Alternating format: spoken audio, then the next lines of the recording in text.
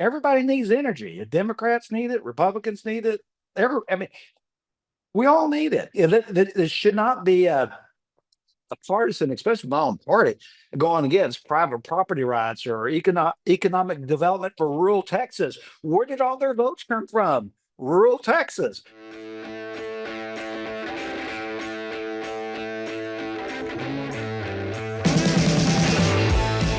Hey, y'all. This is where Texas politics gets interesting. Here again are two guys named Jason, some great guests, and cold Texas beer for another smart conversation on Y'all-itics, the unofficial political podcast of Texas. All right, hey everybody, welcome back for another week of Y'all-itics. We've got the camera powered up here, we've got our laptops powered up, we've got lights galore so that Whiteley can look beautiful here today, and we have a guest, though, with us today who could very easily be providing all of this electricity for us right there from his ranch. Well played, well played. Yes. He really does. He's cranking out the power. And you know what? You know what I like the best about having guests on Zoom is when they say, "Listen, I'll have a beer with you." Yes. So we're gonna have a remote beer. A remote beer is fine, you know. Remote cheers. So you know what's best about this episode, as far as I'm concerned, is you did the whole thing. Yeah, I've set it all up.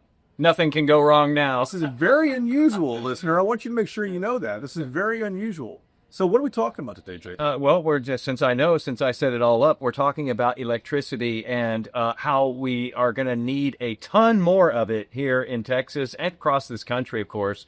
But man, you go, well, I thought I tuned into a political podcast here. Boy, electricity's gotten real political, hasn't it? Especially in the last several years. And so we decided to go out into Deep Red, Texas, way out there, about 2.5 hours northwest of Austin, kind of close to San Angelo, if you're familiar with that, to Menard, where we've got John Davis in the small town of Menard. In fact, if you're familiar with it, he is the one behind the place that known there as The Station. It is a legendary place, and he's joining us now via Zoom to talk about this. And he's got a really interesting perspective because of his history. John, you're on the line with us here. I have to ask you before we pull out our beers here, what are you having today? Well, I was at it's called at the Menard Station. I saw my aunt. She's 89 years old. And yesterday on Labor Day, she was out there at our station pulling some weeds and trimming flowers. And she had a Modelo Chilada Limon y Sal. So that's what I am going to have, and I'm gonna pop a top. There it goes. Did you hear the John, top? your 89-year-old aunt was enjoying that? Yes. So she said, "John, you've got to Aunt Lou." Aunt Lou, she was drinking that yesterday, and I said, I'm doing this podcast tomorrow, so I'm going to do that, and I'm going to pour it. And I was in Ireland at the Guinness place, and I got my Guinness cup, so I'm going to have the Irish covered and the Mexicans covered. So I had everything covered. I'm pouring it into my beer, my deal here. Well, Y'all-itics is worldwide, so you're kind of representing that for us right now with that international flair that you've got going. I love that your 89-year-old aunt is having a beer while she's out pulling weeds. Yeah, on Labor Day. On Labor Day weekend, she was pulling weeds, and she said, "This is the kind of beer." She said, "Have you know Modelo, John?" I said, "Sure, I know Modelo." You need to try their new Limon y Sal. And I said, "Well, I've never had one, so here's to my aunt Lou." There you You go. know what limon y sal means, right? No, enlighten us here, Wheeler. It's lime and salt, so it's got sort of that Mexican, almost that margarita, what you would think of for that, and it's with the beer. We need to have your aunt join us sometimes, too. This is pretty good. And she would drink a beer with us, that's for sure. I'm pretty sure I talked to her on the phone at one point. Yeah. Wow. Done a lot of setup on this, Whiteley. What are we having, by the way? I have a couple of options here. Okay. I'm having the aluminum cowboy. Okay, I like that. Because we're discussing renewables and specifically and aluminum wind turbines. Renewable. Okay, that's good. Wind what else turbines did you bring there? Well, I brought one for you because I didn't think you'd be prepared for this one. This I is did. Sundance Sweet. Oh, okay. I'll try that because I brought 2 IPAs and I don't really like IPAs, but it's what was in the fridge. He likes the fruity beer. This Modelo Limon y Sal, my first time to have it, it's pretty darn good. It is good. It's good. Have you had it before? Yes, I have. Jason. I'm wishing that's what was in my fridge today, but it was not. And the chilled cup, though, that really makes it right there, huh? The Guinness, I stole it from the Guinness factory there in Dublin, and I think everyone steals it. So I stole it and put it in my backpack, and I was out of there. That's Were hilarious. you at the bar there above St. James Gate? What's it called? That's the Sky right. Bar. It's like the third floor, but That's Sky right. Bar. You go there and have yourself a Guinness, and then so life is good over Yeah. there. We're in so Dublin. worldly here today. There you go. So John, we'll dive in here because Sure. I kind of teased this a little bit because I think you have such a unique perspective on electricity generation here in Texas. If anybody has been paying attention to this, first of all, I think we all pay attention to our electric bills, and I keep hearing people talking about like, man, electricity's not cheap. It seems like it's gone up, and it has nationally. It's gone up for sure. But we've been having this debate here in Texas and nationally about, should we care about renewables? Should we still be, making those, incentives for renewables to go up, wind and solar and battery storage? And boy, this has turned into just such a hot political debate. And your party, the Republicans, are the ones who are not liking renewables at the federal level and down here at the state level as well. John, for all of you who don't know, was a state representative for Texas District 129, just south of Houston in the Friendswood. Where else? City, what? Seabrook, not quite Kemah? to League City, NASA, that road, that area there. Sure. And you were a rep there for 16 years. Correct. And so you're well, steeped in politics and all this. So right out of the gates here, John, how did electricity become so political? Sure. Well, first of all, we need all the above. We need everything. We need not energy contraction. We need energy expansion, and for wherever we can get it. And that's why you talk about utility bills. That's why the utility bills have been very moderate, very balanced. I think in Texas, that if you didn't have that wind and solar power, that would really cause the bills to go up more so on Texans. It's just has saved billions of dollars. You talk to Joshua Rhodes at UT, he does all those studies, economic development, but it has been a great thing. At our ranch there in West Texas, I have 7 wind turbines, has been in there for about 6 years. And actually, we supply the wind, and our wind power goes to the General Motors a plant or General Dynamics there in Fort Worth. So we have a contract. There are 43 turbines at the Cactus. It's called the Cactus Flats Wind Project, and ours is designated to go for the I think General Dynamics there in Fort Worth. So, and why has it become so political? It's it just the darndest thing I've ever seen. It's just kind of frustrating because it helps me as a rancher, gives me some disposable income that I can keep raising. I raise some Dorper sheep, and I have Spanish goats and goats, and I have some livestock. I have cattle, and it's been our family since 1880, and I was able to get the headquarters from my aunt about 11 years ago. So it's been in the family a long time, and I raised these animals, and the wind turbine money has helped me to be able to keep ranching, and I keep it in our family. I can keep being a producer, and but it's just become political because I think of the battle of I guess the natural gas, or all the fossil fuel folks don't want it. And I was in legislature in 2001 when we passed the legislation to allow for the renewable powers to be encouraged. And I think at that time we had like a goal of 10% that if we could get that for renewables. But you'll see now, you go on the ERCOT website, it could be 45 to 55% of during the peak times of wind and solar combination. But the bedrock is natural gas. It's the foundation, and we get that, and that's great. But there's no reason why we can't work in harmony and work together. But the reason it's become so political, it goes back to I guess of power and wanting to control and to through the Republican Party itself. And I think it's because of, I'm gonna go back to the power players, like your Wilkes brothers and your Tim Dunns and that group, a lot of natural gas, oil and gas, and they just want to demonize, and renewable power. And that way, maybe it's more so they can have more to get the price of their natural gas up or have the demand more. That's the only thing I can think of. It's just because it makes no sense because everybody gets all energy gets some government help. You got your the oil depletion allowance has been there for over the 100 years. Everyone gets some kind of subsidies or support because it's a national defense, a national security issue, and it's important to have it. But it's become so political, and it's been really frustrating um, that even my party, the Republicans, conservatives, private property rights, that we've turned that upside down on its head. And no, we don't want that, or you can't. And I've been out for 10 years now, and I've just been really disappointed in my party for not embracing all of the above or renewables and wind and solar. And God gave it to us, and let's use it. And we've used windmills ranching for years to bring water out of the ground. How do we have to get water out of the ground to feed our livestock?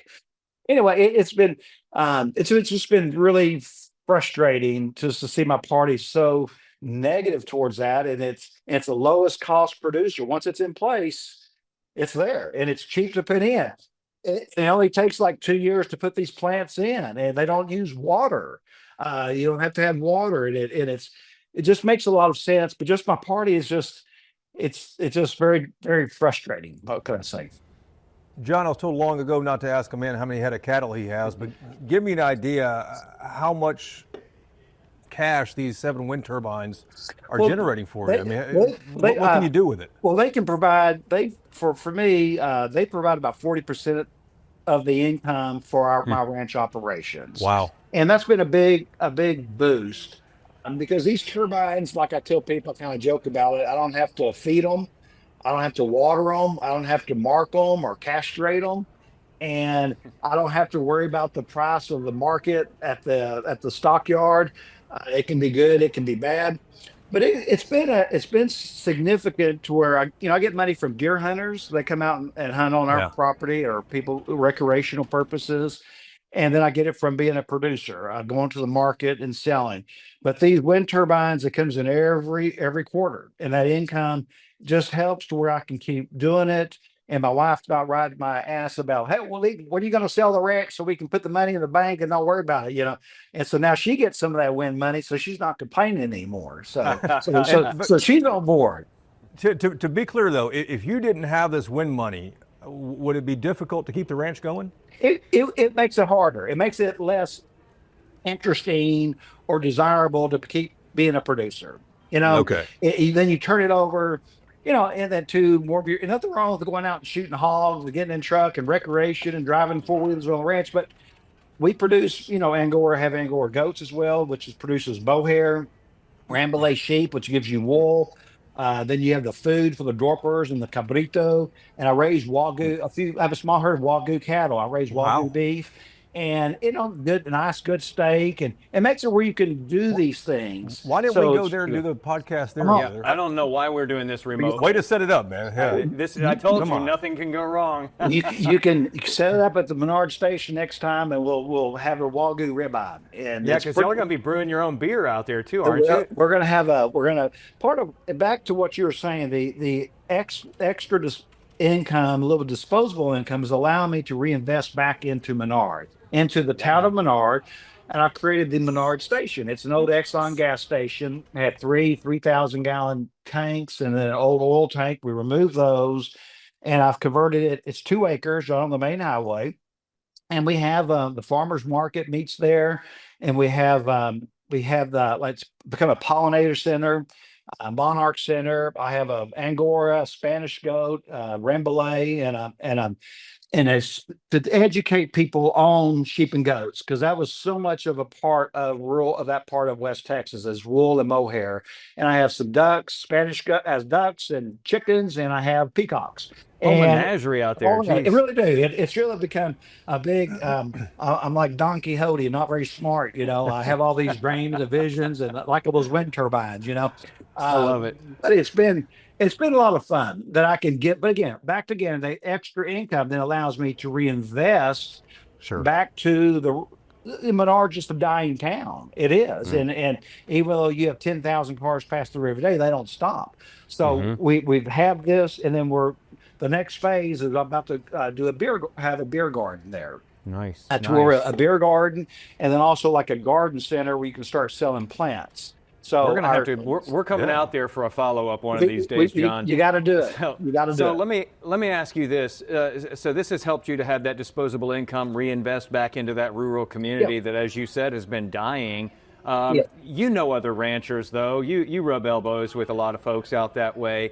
There've got to be others who have turbines on their properties as well, who this is keeping, really helping them to keep the ranch. Like It does. without it, they wouldn't be able to keep the ranch. That's true. There were 7 landowners that were part of our Cactus Flats project. Absolutely, it helps. It makes a lot. You're a lot smarter rancher if you got an, let's say, an oil rig on there or a pump jack, and you've got all that. We didn't strike oil, but we struck wind.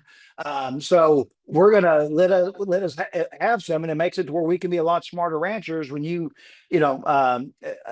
you can have that extra income. But it does help. There's kind of a saying that I've read in some of these agriculture places, is that it says behind every successful rancher is a wife with a job in town.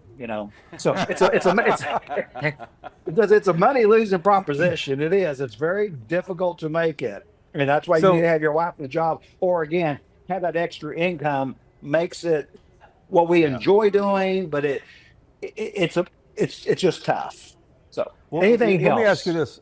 Yeah, absolutely, John. If the federal government ends the tax credits in support for renewable energy, like your project out there, what happens next? Do you think the private industry will come in and take over, or does the entire industry stall, the renewable industry stall? I think it stalls, but I think if the federal government's going to do that, if they're going to be picking winners and losers, then I think you need to take away subsidies or incentives for one industry. Will take away for everybody. Let's do away with the oil depletion allowance, or let's do away with this, or let's keep it a level playing field, and that will make it more.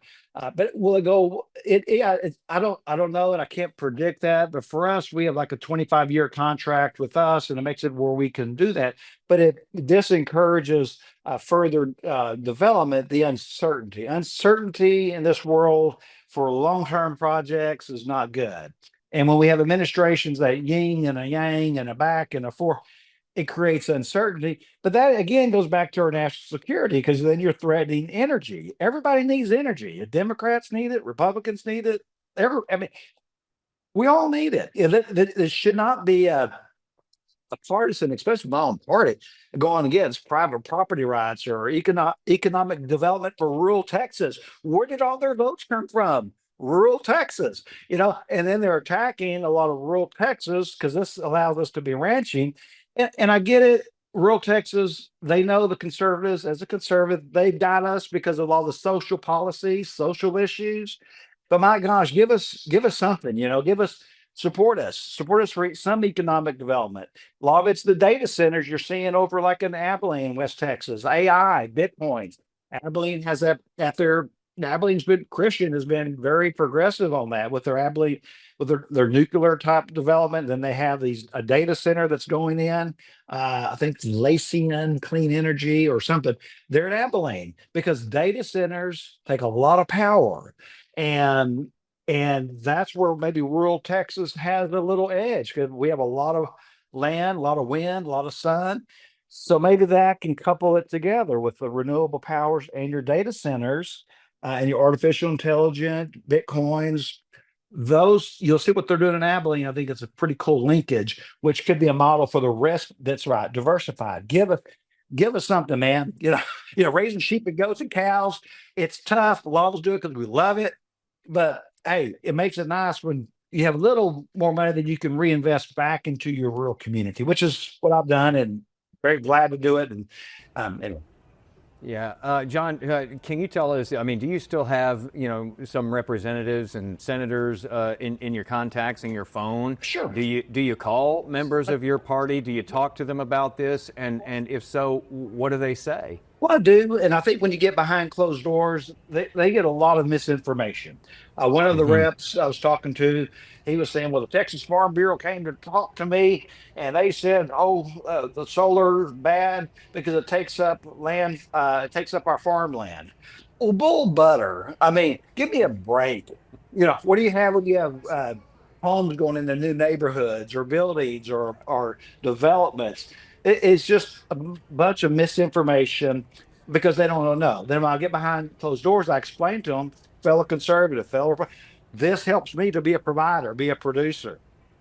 And then also I'm on the Have you board of it. changed any minds, though, John? Yeah, we have. It was there were a lot of legislation that was very aggressive against us. But I think during the legislative session, we were on defense and we pretty much just pushed them away. I mean, they did all that bad stuff on setbacks and then they wanted, I think lowest code force is trying to get Texas Parks and Wildlife to regulate us. Like we have to get their approval or we have to get our neighbors' approval that we can do it. Would you have to do the neighbors' approval to put in an oil rig? No. Uh, it's just very aggressive against private property rights for my conservatives. They turn it upside down when it does now. They remind me of Democrats in California, but their behavior and where they're acting. But yeah, I've testified against some of the bills that some of my Lois Coforce had some bills that I testified against that, and I've served with her for 16 years, and just very frustrated. But again, it's politics. It's y'all-itics. What can I say? It's some y'all-itics going on. We got to have him on all the time here. That's what it is. That's y'all-itics, and but behind closed doors, that's why a lot of stuff was killed. Slow. There's a lot of ways the system was set up to kill bills. Kill bills. Yeah. It's set up that way. It helps for you to be an insider in that, too, and to know Absolutely. that and know and which you people know how to work. work it. Work your calendars, you work your others, your committees.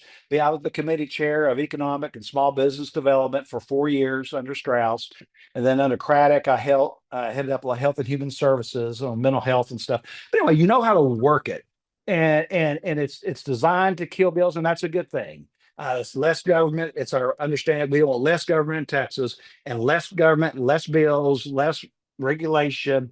And we were able to fend it off these last two sessions, but they keep coming at us. And I just don't get it. And it goes back, I think, to your Wilkes brothers and your Tin Dunn, a lot of oil and gas, and they're just trying to be well, they are they are kingmakers. I'm not trying to be. They are kingmakers, and they're doing the same thing of working behind the scenes, putting money in these races and unseating people, and it just because they want people that we acquiesce to whatever they say, and I just I just never could get along with that.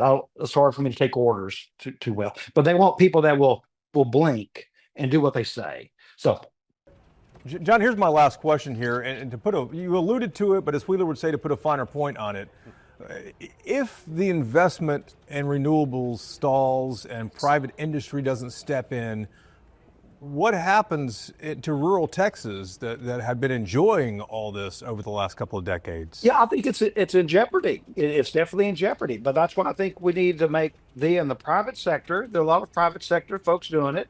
There or need to. I think the push is tying into data centers. Let me just say that it's tying into AI.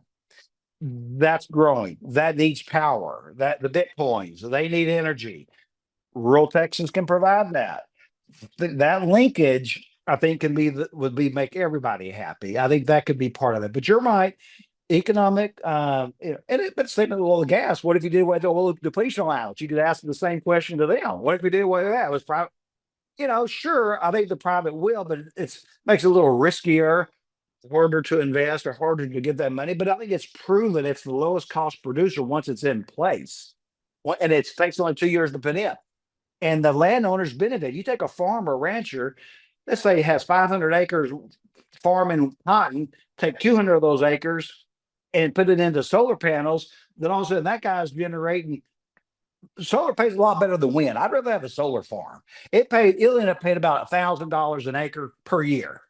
So $200,000 that farmer can make, and then he puts the other, keep farming. He's a real smart farmer, but he's got this extra income coming in and he's helping to help the grid, helping to the energy. He's playing a role in that. And to me, that's a bit what I think is cool is we're playing a role in our national security, but also gives us something. We don't have the oil and gas, that pump jack, whatever you call them.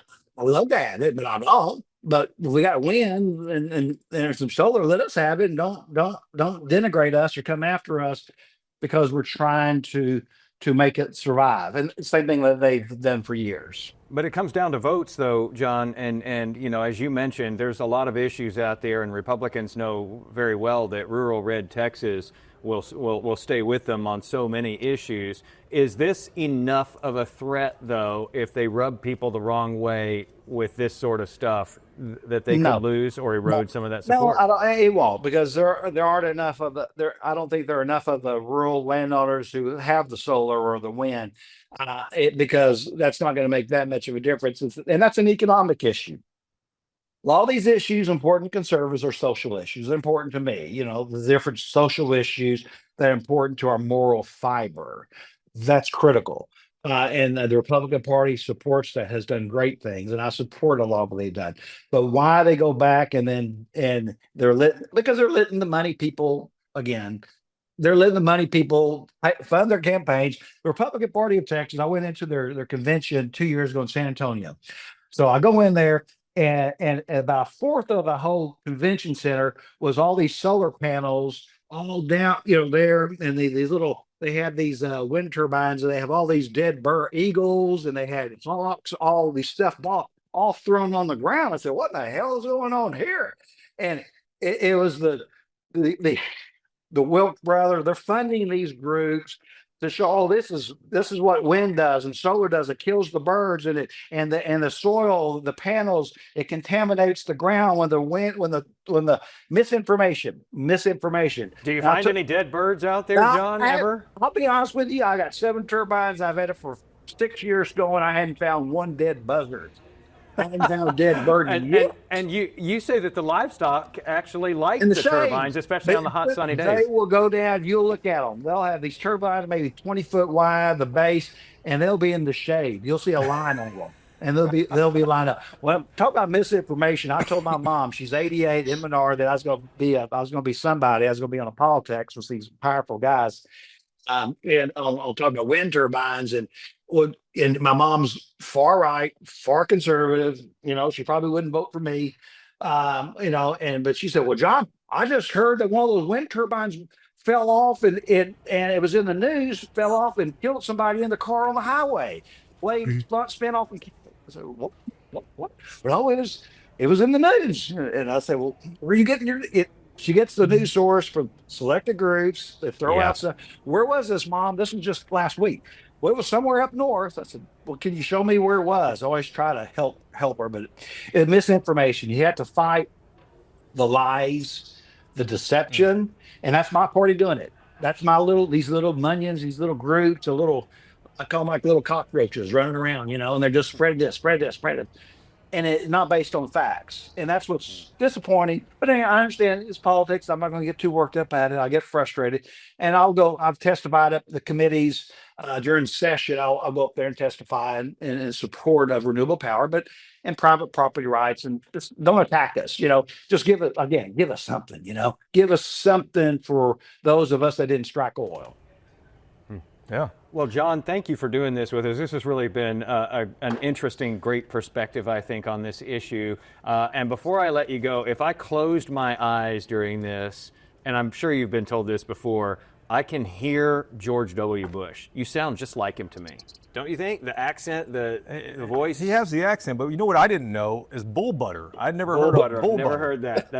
I'm using that. Yeah. I can definitely use that with my... Hey, y'all got to come to the ranch. In all seriousness, when I have my beer garden open, and we'll have these German women serving us some beers, we'll do a podcast from there. And you go whenever it may be. This maybe next year, or we'll shoot for doing something like that. How's that sound? Absolutely, dude. That sounds incredible. We'll be there, man. We will take you up on that. You won't be able to get rid of us, John. Hey, we're just kind of like a former politician. You give them the mic, man. Well, somebody will listen to us. So hey, here we go. You won't get the mic back. I won't give it back. I feel like I'm living back in my glory days. John, thank you so much for doing this, man. We really appreciate it. And tell your aunt and your mom hello. I will. Thank you, guys. You have a good one. See you next year out there. Next year. It's a date. I think you had a good question asking if You've never said that before on this podcast. We've done this for 6 years. You've never said I've had a good question. This is the first time in 6 years Right, you had a hold good on. question. Let me take Look, this in. you had a good question. It's one we've talked about here, and that is if these subsidies continue, is this going to affect the voters out there in Red Texas? And he said, no, there aren't enough landowners who have turbines and solar farms. Not enough of an issue. On their property here. But he did make a good point. Everyone does need energy, Democrats and Republicans. I don't see this getting better. No. For John and for folks like him out there. The tide has turned, especially under the Trump administration, Sure. and Texas has gone very much right along with that. Even though, man, we were like pouring fertilizer on this industry for the longest time and wanting to be the leaders and saying We are the leaders. And it wasn't Democrats in charge at that time. It was full Republican control of this government in Texas, pushing as fast forward as they could on wind and solar. We lead the country in wind production. We are supposed to this year, I think, overtake California for commercial solar production. Yeah.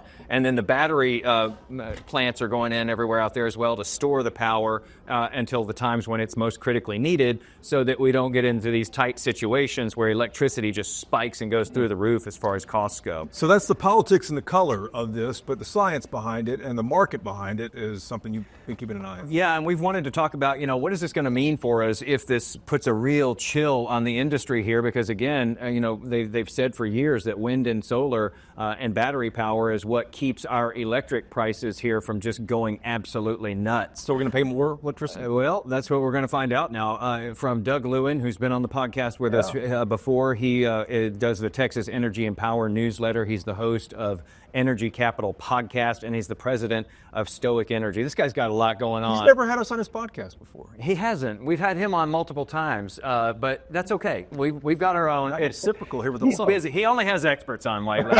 Clearly. And we're not experts. But yeah, let's bring Doug into the conversation here because, it's worth knowing, like, what does this mean for the rest of us? How is this going to shake out, especially if, the chill really gets put on wind and solar? So, Doug, thanks a lot, as always, for being with us here today. You're one of these great minds who just has all of this expertise and this information about renewables here in Texas. And so we always turn to you, of course, when we have something on this. And boy, a lot's been going on with this. So thanks for being here. And I wanted to just set the stage here by saying that Texas leads the country. We've talked about this in wind production. Do we lead in solar now as well, commercial solar? I know we were supposed to maybe hit that this year. Yeah, I know it's confusing because sometimes you hear we're leading and sometimes you hear California's leading. Both are true. We're leading on utility scale solar. We passed California well over a year ago and are way past them now, like 25, 30% more utility scale solar.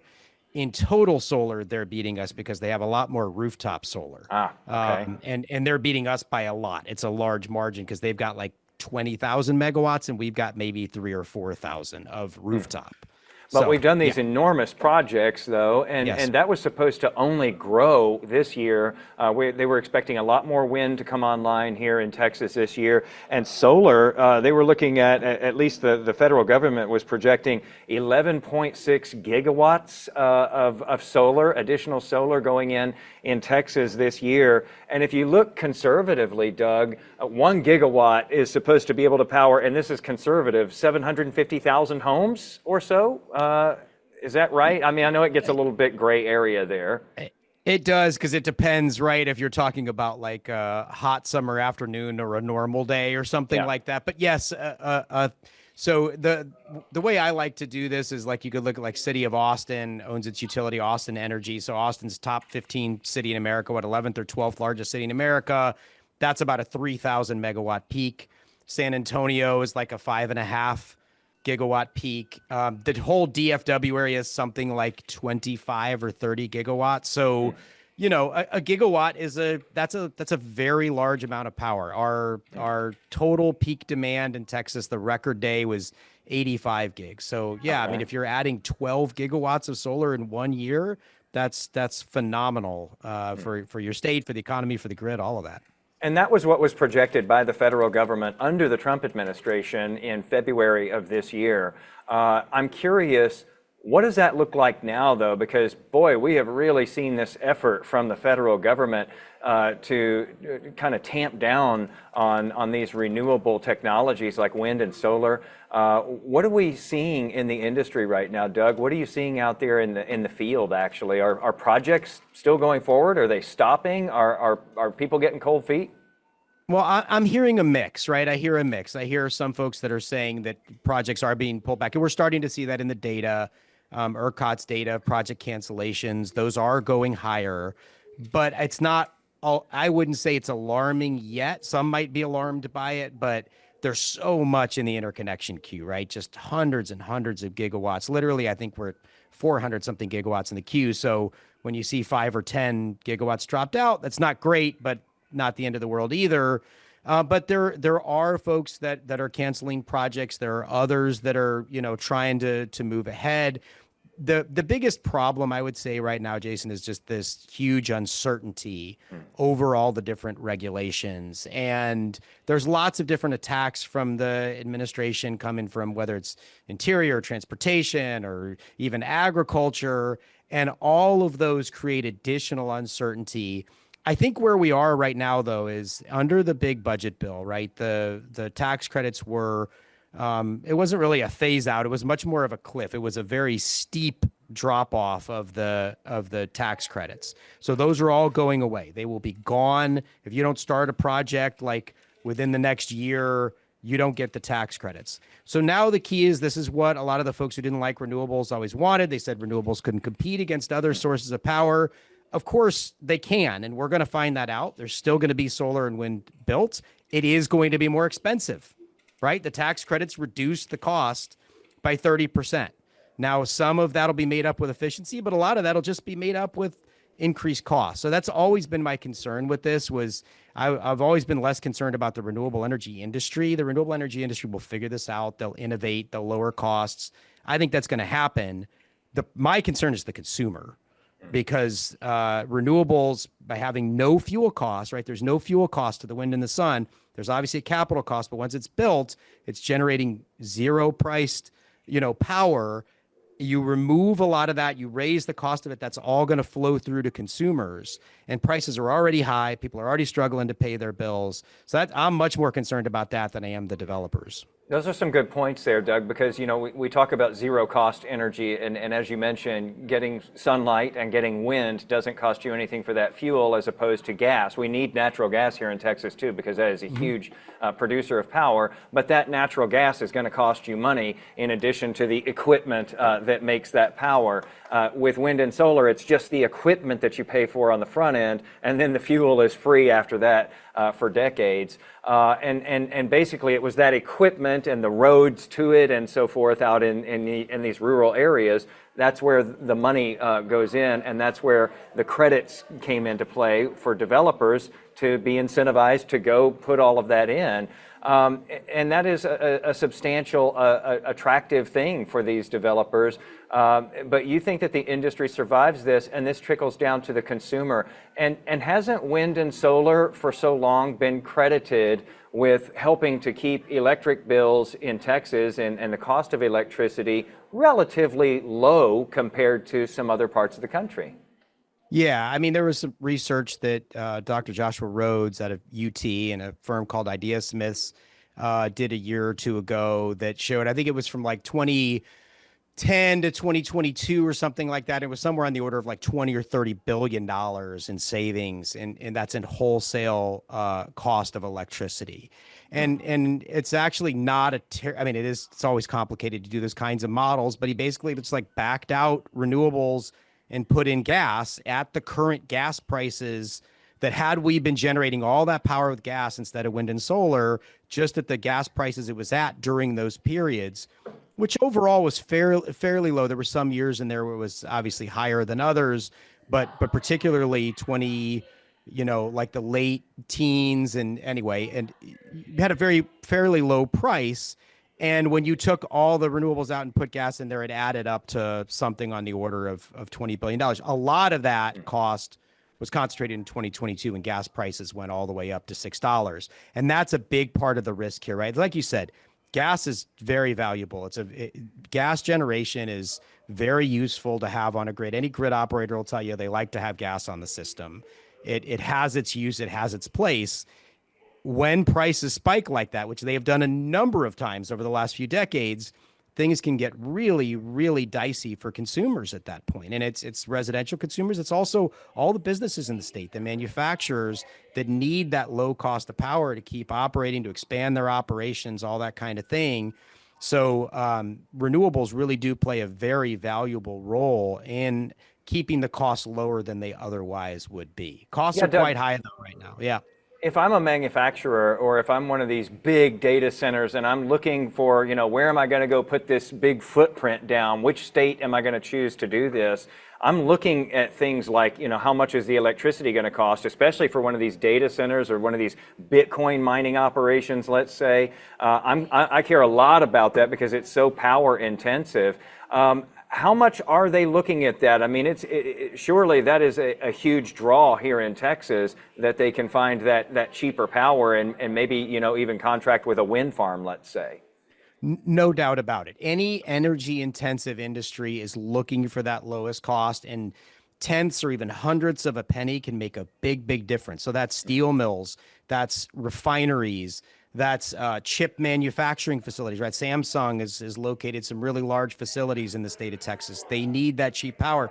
It's not just that, though, Jason. It's also oil and gas drillers themselves, right? The biggest growth we've seen in the state of Texas, growth in demand, not growth in supply, the growth in demand is in West Texas, where we have had a tripling of demand in the space of 8 years.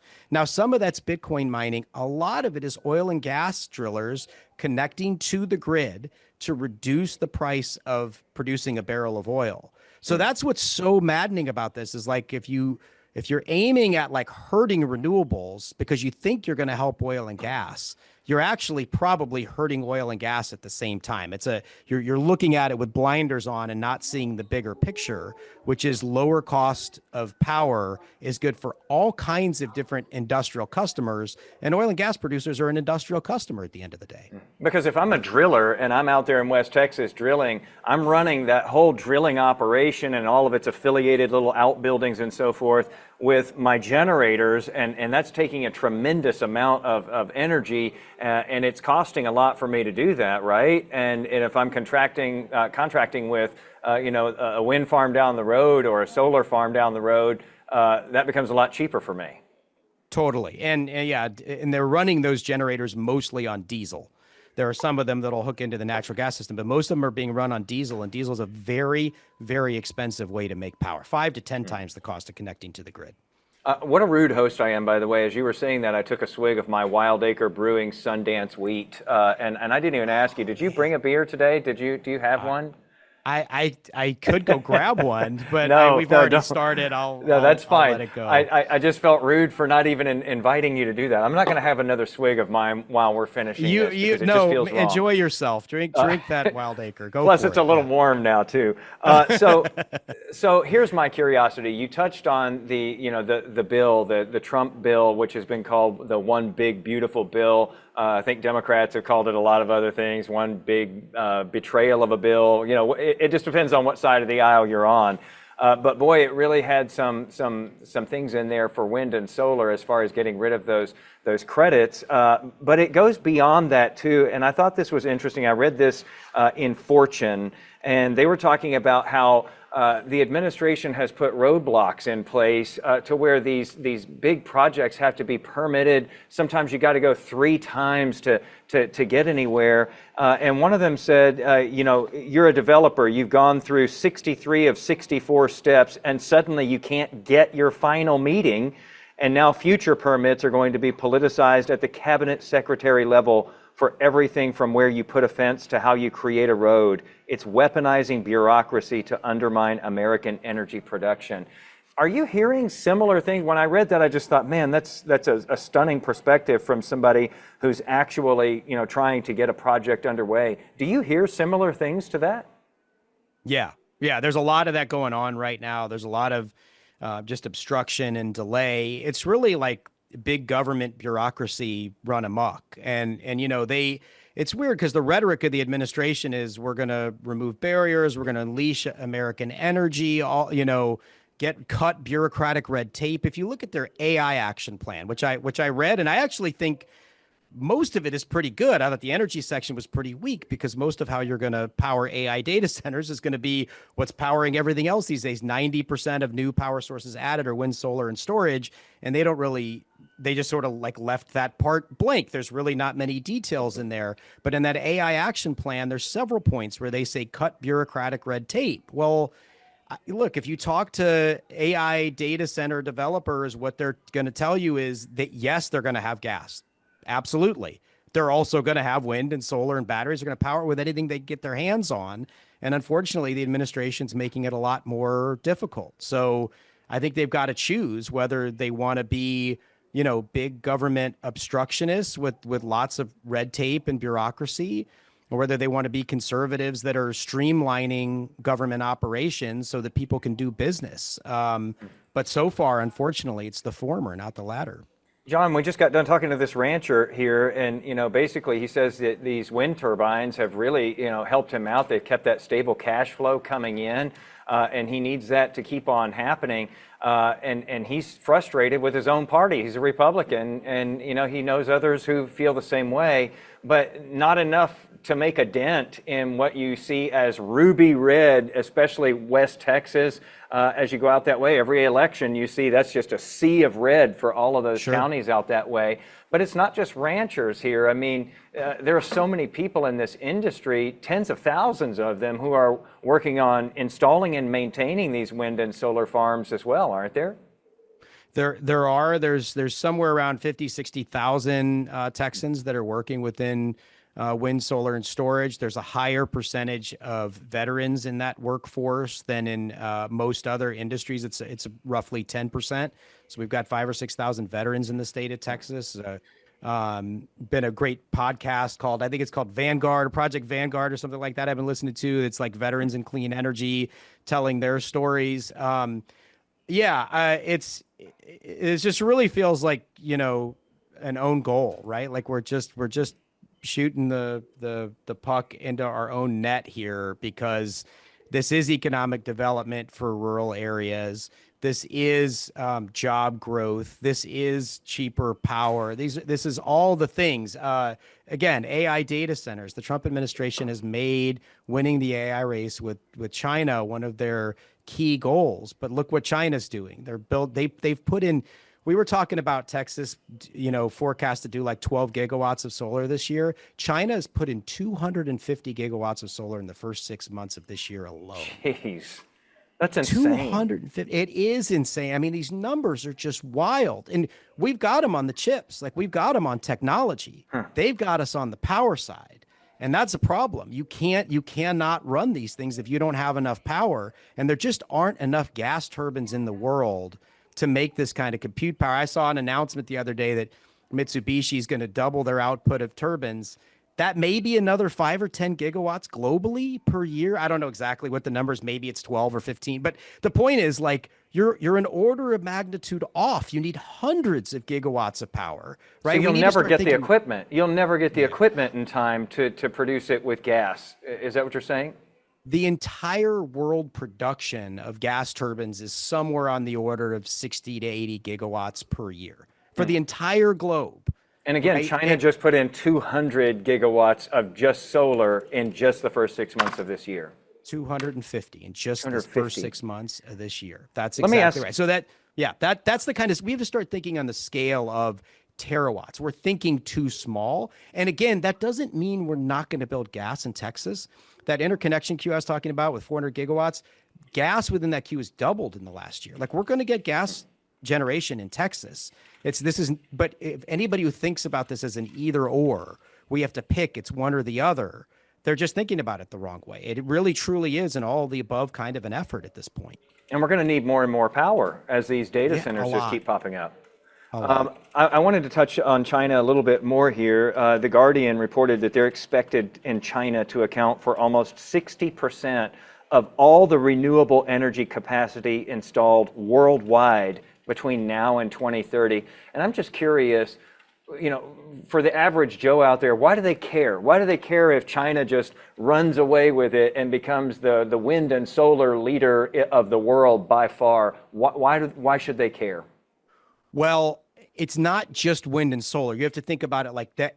If you think about it that way, you're thinking about it too narrowly, right? It's about electricity, and it's about the whole value chain, the whole supply chain for electricity, which they are dominating, right? They're dominating in batteries, they're dominating in transformers, and wind and solar, right? So when you put all that together, there was this concept in the, particularly in the 70s, right, of a petro state, right, a country that most of its revenue came from petroleum, and when you think of like OPEC, the Organization of Petroleum Exporting Countries in the 70s, with the gas crisis, the oil and gas crisis of the 70s, they were controlling the output of oil such that they could bring the Western world to its knees, right? Well, electricity is kind of the new oil. Oil is still around. Oil is going to be, I want to be clear, like, again, not an either or. Oil is going to continue to be important. But if you think about it, like, there's a lot you can do without oil. There's not a lot you can do without electricity. Think about that for a minute, right? Like, you can run a hospital without oil. I say that, like, of course, there's oil products that go into like even making like surgical gloves and masks. And again, oil is very important. And I don't mean to say it's not, but you cannot operate things without an electric grid, right? So China is really starting to concentrate the supply chains. They're not starting to. They've been doing it for decades, and it is now concentrated. That's a major global geopolitical risk for us in the United States, for Europe, for all of our allies. And hopefully, right, if you're being optimistic, China and the United States work together for decades to come and make each other richer and stronger. But that's not always the way things go, right? And you want to have your own supply chain. You want to be independent and strong on your own. That's your best kind of position with a trading partner, is not being vulnerable. We're vulnerable. And we need to be building out solar supply chains, battery supply chains, transformers, all of that. We cannot allow China to just dominate that. It's not just the power they would have over us. It's the power they have with the rest of the world. And they're exercising that power, right? Yeah. And I was going to say, in chip manufacturing and data centers and quantum computing, all of these big industries, AI, all of that is so electricity intensive. You do start to think about, well, if one country has just an excess of power to offer these firms who, create those things and do those things, and another country is kind of struggling to come up with enough electricity, you don't have to have a big imagination to know, where they might gravitate to. So that is an interesting point that you make there.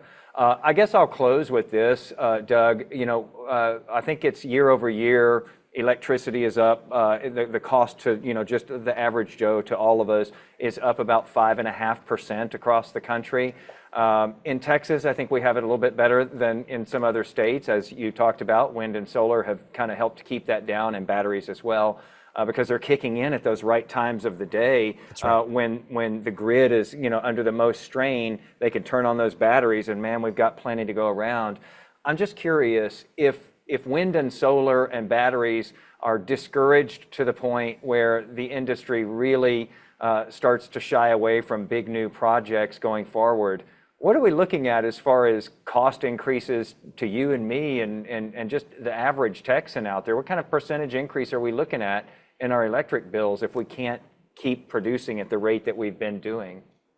Yeah, there's a bunch of different models out there that show roughly a very similar story, anywhere from like 10 to 25% increases over the next 3 to 5 years, in that kind of range. And that was just from the removal of the tax credits, not from the further obstruction that we're seeing from interior and transportation, et cetera. I think it could go quite a bit higher than that. And on that, Energy Innovation, which is an energy modeling, well, they do all kinds. They're a think tank, but they do energy modeling. They showed a 20% increase for residential customers, but a 54% increase for large commercial and industrial customers, because those are the folks that are directly, contracting, as you were talking about earlier, right, with wind and solar through power purchase agreements. And as those costs go up, their costs go up even more. So 20% residential, 50% commercial, and that's without all that other obstruction factored in. So you could see it going much higher than that. I think most people hearing that their electric bill is going to go up 20%, that may have made some ears perk up out there, and some of those businesses hearing 50%. I mean, imagine your electric bill going up by half or more. Yeah, and it's just unnecessary. That's to be clear, that's 20 or 50% compared to what it would be without taking away those tax rates. That's not the total increase, right? That's just that part of it. That's just the incremental difference from taking away the tax credits. The costs of transformers, the cost of so many different things are going up. And we need to be building out our grid more. We need a more resilient and reliable grid. We've seen that with like Hurricane Beryl in Houston. And like, we need investment in the grid. So the costs are going up. This is just something that's basically like discretionary. The administration and Congress have just decided we're just going to turn up costs even more. And it's unfortunate. It's unnecessary. And again, there's the bottom line impact to the consumer. And there's all these knock-on effects too of like our overall competitiveness. I just hope that cooler heads prevail here and that the administration backs off some of this, because there's a lot they're supporting, frankly, that I think is really good. They're putting a big focus on nuclear. That's great. Like they're increasing the focus on geothermal, right? There's a lot of things we could do to bring new power sources in. And again, we're going to see an increase in gas. It just won't be able to keep up. It'll be a small part of the overall need. And nuclear and geothermal just aren't going to come fast enough. So you need that wind, solar, and batteries to at a minimum fill that gap in the next 3 to 5 years. I'm really interested to see how this plays out going forward, especially here in Texas, which is the energy capital of the world, they say. I mean, you got oil, you got gas, you got wind and solar in huge ways here, as well as battery storage. So the question is, what does that look like as we go forward through the next year, 2 years, 5 years, as you were just talking about? So we're going to have to, kind of keep an eye on this, Doug, I think, because there's so many changes happening right now. And there's so much uncertainty, which of course means that we're going to have you back on the podcast at some point in the probably not too distant future. Anytime. Remind me to have a beer next time. It's in the afternoon. I had a beer when you had me on in the morning. I didn't drink it, but I at least had it here. I know. I'm disappointed in myself, Jason. We've got to have you. We've got to have you back, if nothing else, just for that right there. There you go. Whiteley was wondering earlier, hey, how come we've never been on Doug's podcast? If you haven't listened to Doug's podcast, it's the Energy Capital podcast. I told him he probably hasn't done that because he only has experts on. But if you ever need non-experts, we're here and happy to contribute. It would be great to have you guys on. Let's do it. All right, Doug. Thanks so much. Really appreciate the insight once again. Thank you.